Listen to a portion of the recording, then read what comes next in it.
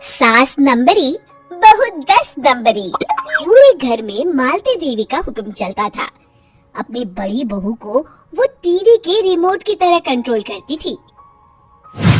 चलो देर हो रही है, 12 बजे से पहले लड़की वालों के यहाँ पहुँचना है। हाँ हाँ चलती हूँ।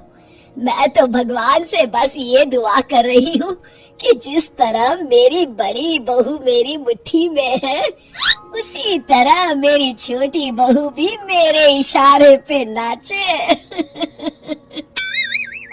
अरे भगवान, भला इस घर में किसकी हिम्मत है जो तुम्हारे खिलाफ जाने की हिमाकत करे।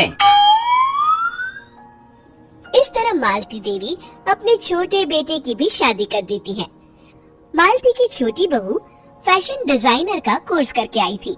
उसका सपना था कि शादी के बाद वो अपना खुद का बुटीक खोले। एक दिन, क्या बात है छोटी, तू तो एक से बढ़कर एक डिजाइन बना लेती है।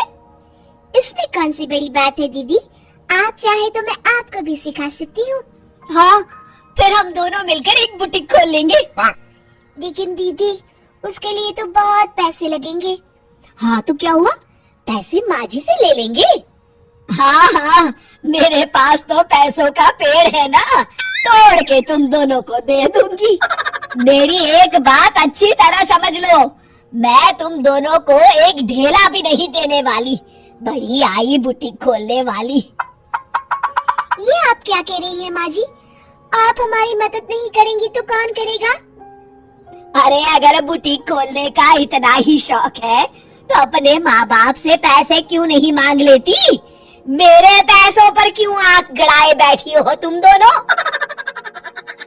इस तरह अपने इरादे स्पष्ट करके मालती देवी वहाँ से चली जाती है।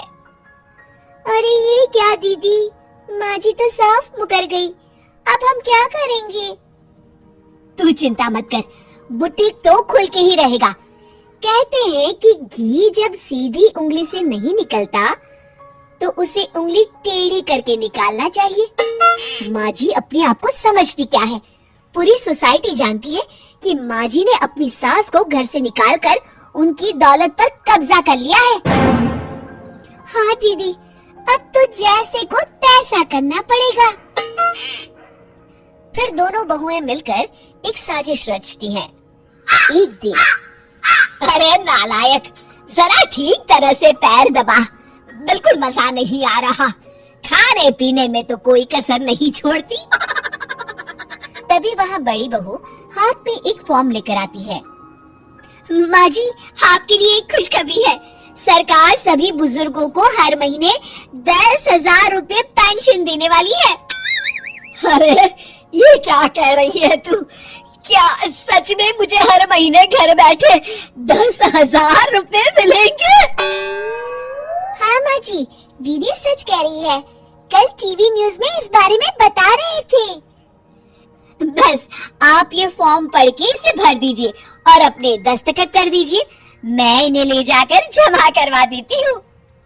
अरे नालायक, बड़ी कामचोर है तू, इस बुढ़ापे में कहा तुम मुझसे फार्म भरवा रही है, खुद ही भर ले, मैं दस्तखत कर देती हूँ। ठीक है माँ जी। फिर बड़ी बहू बड़ी चालाकी से फॉर्म के पन्नों के बीच प्रॉपर्टी के पेपर छिपा कर रख देती है और उन पर मालती देवी के दस्तखत करवा लेती है। कुछ दिनों के बाद मालती देवी अपने पति के साथ 2 दिनों के लिए अपने एक रिश्तेदार के यहाँ जाती है। दूसरी तरफ दोनों बहुएं पूरे घर पर अपना कब्जा कर लेती हैं।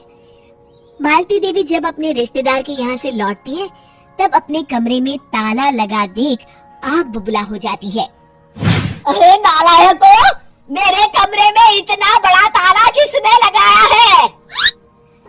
माँ जी, ये कमरा तो मैंने अपने बेटे रोहन को दे दिया है और आज से आप बाहर कोने में जो छोटा कमरा बना है ना, वहाँ रहेंगी।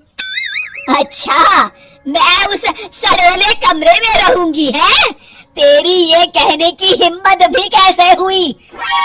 और मेरी इजाजत के बिना मेरा कमरा देने वाली तू होती कौन है? लगता है तू भूल गई, इस घर की मालकिन मैं हूँ। तभी वहाँ छोटी बहू आती है।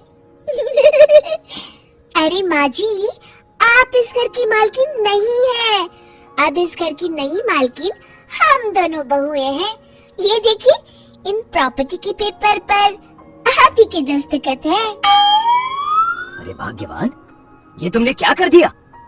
दस्तखत करने से पहले एक बार ठीक से पढ़ तो लेती। अरे लेकिन मेरी बहुएं मेरे साथ ऐसा कैसे कर सकती है? अरे तो इसमें कौन सी अचरज की बात है? तुमने भी तो अपनी सास को घर से बाहर निकाल दिया था।